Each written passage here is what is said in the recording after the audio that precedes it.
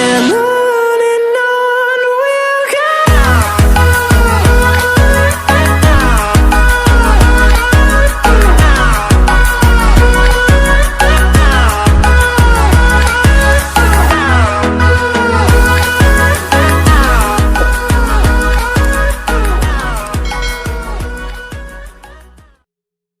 Assalamualaikum warahmatullahi wabarakatuh. Perkenalkan, nama saya Ikras Effendi, NIM 2019-3154. Saya di sini ditugaskan untuk menanggapi video dari Bapak dosen, yaitu Bapak dosen Abdul Wadud Nafis selaku pembimbing dari mata kuliah Ekonomi Makro. Jadi judul videonya itu pengantar ilmu ekonomi makro. Baik, langsung saja ke pembahasan.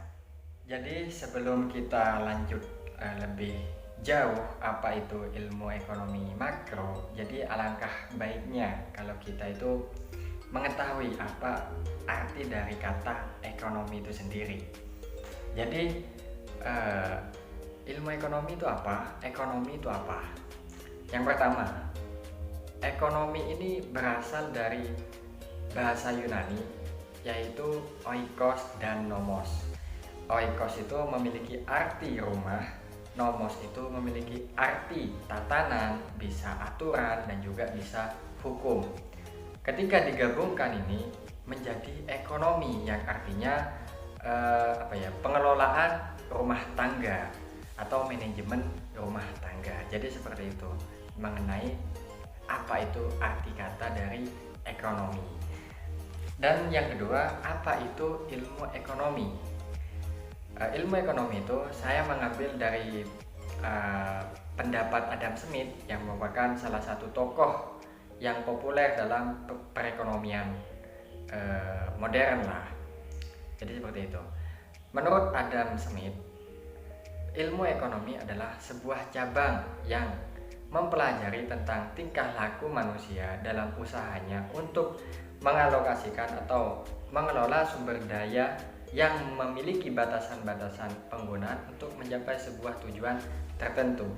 Jadi sederhananya, menurut Adam Smith ini, ilmu ekonomi itu adalah sebuah cabang ilmu yang mempelajari tingkah laku manusia untuk mencapai tujuan tertentu. Yang jelas tingkah laku apa? Yang jelas ya tingkah laku perekonomian untuk mencapai tujuan tertentu. Jadi itu mengenai pengertian daripada ilmu ekonomi itu sendiri. Jadi untuk ilmu ekonomi ini dibagi menjadi 3. Yang pertama, ilmu ekonomi deskriptif.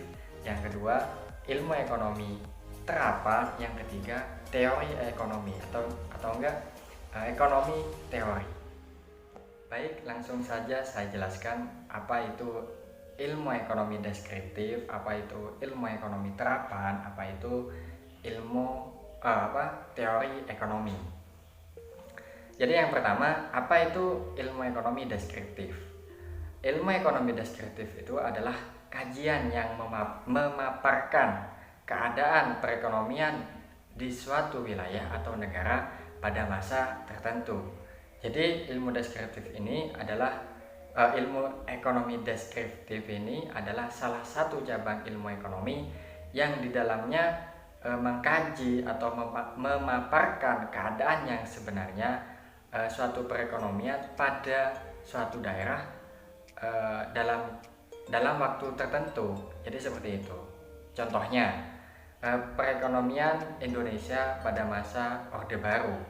Nah, ketika kita sudah mengkaji pada masa Orde Baru itu perekonomian Indonesia ini menggunakan sistem kapitalis, namun tetap terpimpin. Jadi Presiden Soeharto itu menggunakan sistem kapitalis, namun tetap terpimpin, tidak liberal seperti apa yang telah dilakukan oleh negara yang menganut sistem kapitalis. Nah, jadi seperti itu. Ketika sudah membahas hal-hal tentang perekonomian di suatu masa tertentu atau di wilayah tertentu ataupun negara tertentu, itu berarti kita sedang mengkaji atau membahas ilmu ekonomi deskriptif. Dan yang kedua, ilmu ekonomi terapan. Ilmu ekonomi terapan ini adalah ilmu lebih kepada terapannya, atau secara pengertian ilmu ekonomi terapan ini cabang ilmu ekonomi yang membahas secara khusus tentang penerapan teori ekonomi dalam suatu rumah tangga produksi. Jadi seperti itu. Contohnya seperti apa? Contoh dari ekonomi terapan ini ekonomi perusahaan, ekonomi moneter, ekonomi perbankan.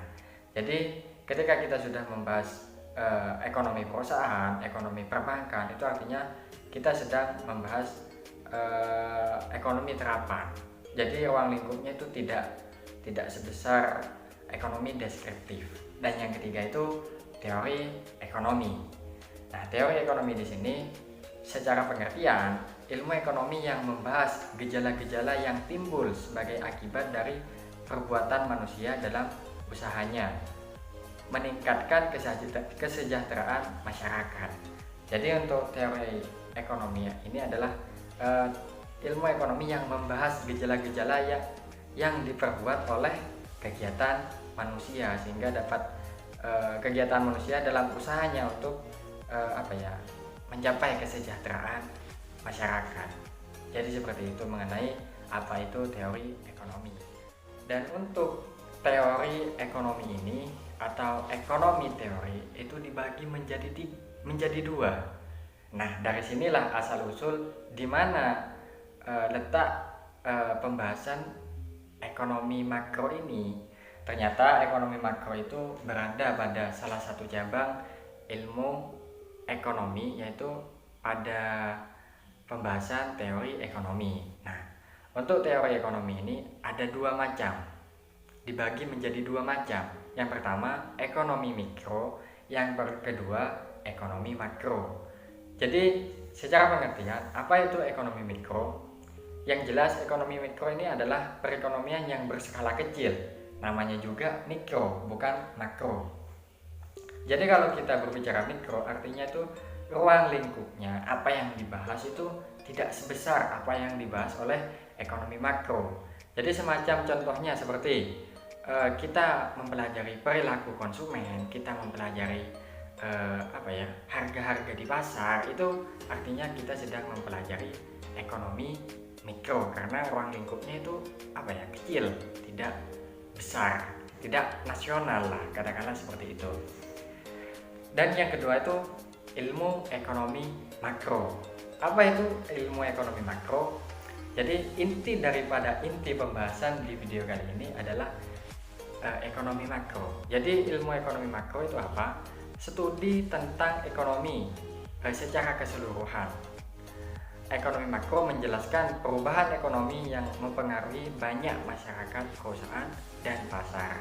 Jadi ilmu ekonomi makro ini ruang lingkupnya itu sudah mencakup nasional, bisa juga internasional, karena apa yang dibahas di dalam ekonomi makro ini adalah menyangkut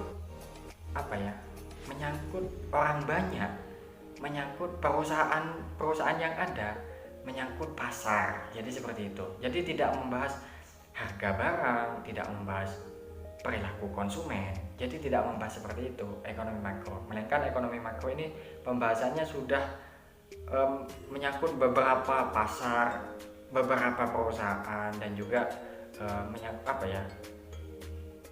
keadaan masyarakat, perekonomian masyarakat. Jadi seperti itu mengenai apa itu ilmu ekonomi makro. Dan yang terakhir itu konsep dasar ekonomi makro. Jadi dalam hal ini ekonomi makro itu memiliki konsep dasar. Yang pertama pengeluaran dan pendapatan. Yang jelas pengeluaran di sini adalah pengeluaran negara karena juga membahas makro. Makro itu luas, makro itu besar. Jadi seperti itu. Ketika kita berbicara pendapatan dan pengeluaran negara, itu artinya kita sedang mempelajari ilmu ekonomi makro. Yang kedua itu pengangguran. Kenapa pengangguran? Karena pengangguran itu bukan masalah kecil, melainkan itu masalah di suatu negara, masalah perekonomian di suatu negara, masalah nasional mengenai pengangguran itu sendiri. Yang ketiga itu uang dan fungsinya. Yang keempat itu inflasi dan deflasi. Yang kelima itu ekspor dan impor. Dan ya, dan banyak lainnya. Jadi seperti itu mengenai pengantar ilmu ekonomi makro. Mungkin itu yang bisa saya sampaikan. Jika ada kekurangan ataupun kesalahan dalam penyampaian, mohon maaf sebesar-besarnya. Wassalamualaikum warahmatullahi wabarakatuh.